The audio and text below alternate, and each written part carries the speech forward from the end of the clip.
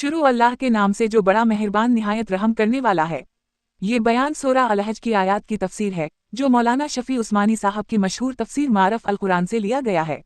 اس میں ہم جانیں گے کہ اللہ تعالیٰ نے اپنے گھر یعنی بیت اللہ کے بارے میں حضرت ابراہیم علیہ السلام کو کیا اہم احکامات دیے، انہیں کن ذمہ داریوں کے لیے منتخب فرمایا، اور حج جیسے عظیم عبادت کی بنیاد کیسے رکھی گئی۔ ساتھ ہی ہم یہ بھی سمجھیں گے کہ حج پر جانے والے خوش نصیب لوگ کون ہیں۔ حضرت ابراہیم علیہ السلام اس سرزمین پر پہلے سے مقیم نہ تھے۔ روایات سے معلوم ہوتا ہے کہ انہیں ملک شام سے ہجرت کروا کر مکہ کی اس وادی میں لایا گیا۔ قرآن کی آیت اس بات کی طرف اشارہ کرتی ہے کہ بیت اللہ کی جگہ پہلے سے متعین اور معروف تھی۔ متبر روایات میں آتا ہے کہ بیت اللہ کی بنیادیں حضرت آدم علیہ السلام کے زمین پر بھیجے جانے سے قبل یا اس کے ساتھ ہی رکھی گئی تھیں، اور حضرت آدم علیہ السلام اور ان کی نسل کے نیک لوگ اس گھر کا طواف کیا کرتے تھے۔ جب حضرت نوح علیہ السلام کا طوفان آیا تو اس شدید طوفان میں بیت اللہ کی عمارت مٹ گئی، مگر اس کی بنیادیں اور مقام محفوظ رہے۔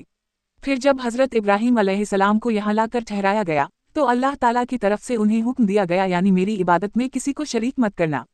ظاہر ہے کہ حضرت ابراہیم علیہ السلام جیسی عظیم ہستی کے بارے میں شرک کا تصور بھی نہیں کیا جا سکتا، کیونکہ وہ تو بت شکن تھے اور انہوں نے شرک اور مشرکین کے خلاف شدید جدوجہد کی تھی۔ لہٰذا یہ حکم دراصل ان کے ذریعے عام لوگوں کو مخاطب کرنے کے لیے تھا، تاکہ سب کو سمجھایا جائے کہ توحید ہی اصل پیغام ہے اور شرک سے مکمل اجتناب لازم ہے۔ دوسرا حکم یہ تھا، یعنی میرے گھر کو پاک رکھو۔ اس وقت اگرچہ گھر کی عمارت موجود نہ تھی، لیکن بیت صرف دیواروں یا چھت کا نام نہیں، بلکہ وہ ایک مقدس مقام ہے جسے اللہ تعالیٰ نے اپنی عبادت کے لیے منتخب کیا۔ اسی لیے حضرت ابراہیم علیہ السلام کو اس جگہ کو ہر قسم کی نجاست، گندگی اور شرک کی علامتوں سے پاک کرنے کا حکم دیا گیا۔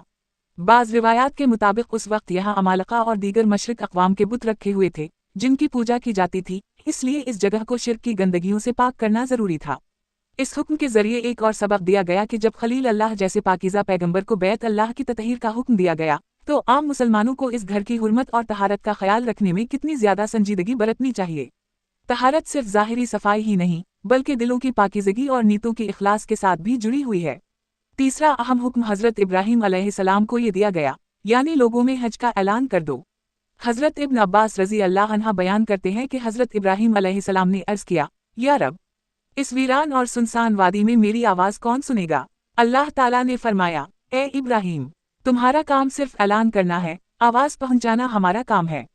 پھر حضرت ابراہیم علیہ السلام مقام ابراہیم پر کھڑے ہوئے یا بعض روایات کے مطابق جبل ابی قبیس پر چڑھے اور دونوں کانوں میں انگلیاں رکھ کر مشرق، مغرب، شمال اور جنوب ہر طرف منادی کی، اے لوگو، تمہارے رب نے اپنے گھر کی تعمیر کر دی ہے اور تم پر اس کا حج فرض کر دیا ہے، لہٰذا تم اپنے رب کے حکم کی تعمیل کرو۔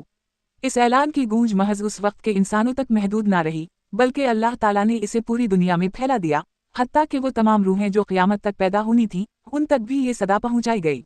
ہر اس روح نے جس کے نصیب میں حج لکھا گیا تھا، اس اعلان کے جواب میں لبیک اللہم لبیک کہا، یعنی اے اللہ، میں حاضر ہوں تیرے حکم کی تعمیل کے لیے۔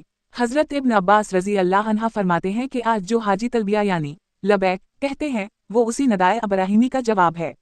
یہ واقعہ ہمیں صرف حج کی تاریخ نہیں بتاتا، بلکہ ہمیں یہ احساس دلاتا ہے کہ اللہ کے حکم کی تعمیل میں اخلاص، قربانی اور کامل یقین کی کتنی بڑی اہمیت ہے، اور یہ کہ اللہ کا پیغام چاہے سننے والا نظر نہ بھی آئے، اس کا پہنچانا ہمارا فرض ہے اور اس کا اثر پھیلانا اللہ کا وعدہ ہے۔